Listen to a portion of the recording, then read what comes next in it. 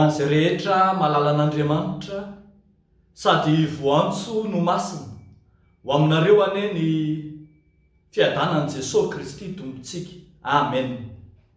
Izao tontolo izao itoerana fa tsy ifikirana. Izao tontolo izao itoerana fa tsy ifikirana. Zany no asongadiny mofinainantsika anio ato amin'ny epistily voalohany nosoratan'i Jaona 2 ny 5:10 hatramin'ny 7:10 ihany. Izao tontolo izao itoerana fa tsy ifikirana. Ambarany soratra masina fa amin'izao andro ankehitriny iainantsika izao dia monina sy mitoetra ety amin'ity izao tontolo izao ity isika. Izao tontolo izao izay itoeran'ny zavaboary sy ny nohariana rehetra. Izao tontolo izao ihany koa izay itoeran'ny faharatsiana sy ny zavatra rehetra pisy ety ambonin'ny tany. Izao tontolo izao izay simba sy lo potiky ny fahotany zanak'olombelona. I Jesosy Kristy dia niteny fa raha mbola ankehitriny dia eto amin'izao tontolo izao isika no miaina. Araka izany tsy ny hiala eto amin'izao tontolo izao no mahamaika antsika, fa ny izay tsy hanaovantsika amin'ny fomban'izao tontolo izao. Eto amin'ity soratra masina ity dia ambara fa toetra anankitelo no ananan'io izao tontolo izao io. Voalohany, ny fitiavana izao tontolo izao dia midika ho tsy fitiavana ny ray. Ny 5:10 manao hoe raha misy olona tia izao tontolo izao dia tsy ao anatiny ny fitiavana ny ray. Midika ho tsy fitiavana an'Andriamanitra, ny fanakalozana azy Andriamanitra amin'ny fitiavana an'izao tontolo izao. Ny hevitra ray faharoa dia ambara fa ny fitiavana na ny fiainana eto amin'izao tontolo izao dia tsy mba avy amin'Andriamanitra. Ho ny 5:11 manao hoe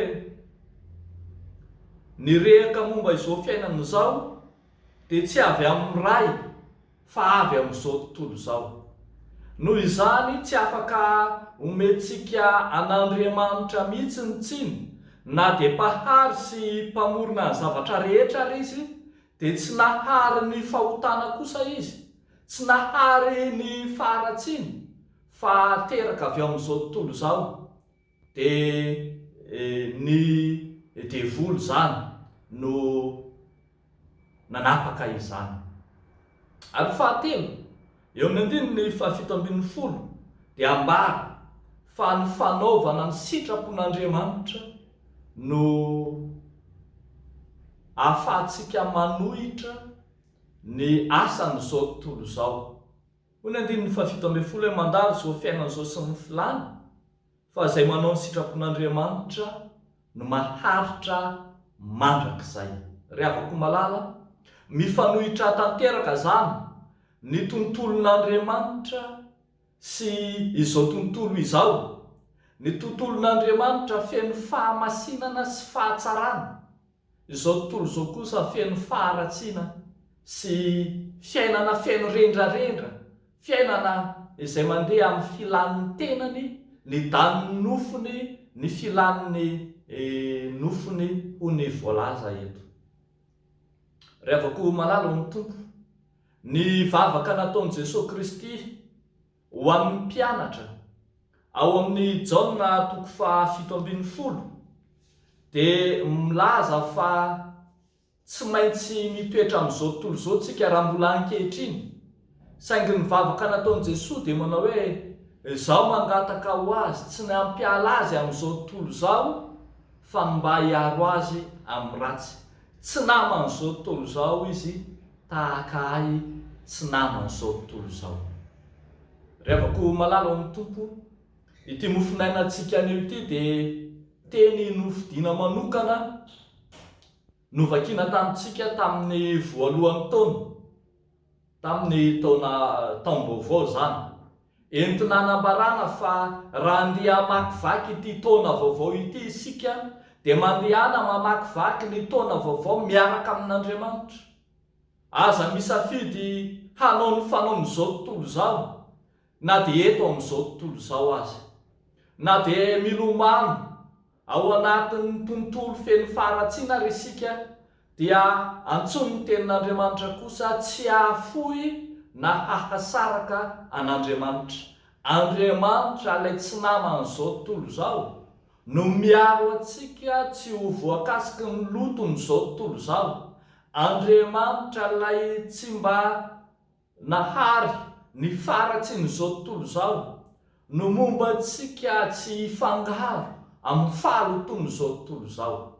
Mandehana ary, safidio ary, manapahary hevitra hiaraka amin'Andriamanitra amin'ny fanaovana ny sitrapony, amin'ny fanaovana ny didiny, amin'ny fankatoavana n'ilay Jesosy Kristy mpamonjy, dia ho lavitra amin'ny fiainan'ny nofo sy ny fiainan'izao tontolo izao izay makany amin'ny fahaverezana isika. Fa ao amin'Andriamanitra kosa dia fiainana sy fiadanana no ampanantenany ho antsika tsiraray avy. Dia n'Andriamanitra irerianany ny voninahitra. Amen. Hivavaka isika ry havako. Ry Andriamanitra mpanjakany mpanjaka sy tompony tompo, manana ny fahefana rehetra any an-danitra sy aty ambonin'ny tany. Mahafehy izao tontolo izao ianao ary misaotra anao zahay ny amin'izany fahefanao lehibe loatra izany izay miaro sy mampahery anay mandrakariva. Ankehitriny izahay mametraka no avinay manontolo ny fiainanay rehetra eo ambany fahasoavanao. Ianao Jesosy no ampahery anay eo mpamakivakiana izao fiainana eto an-tany izao.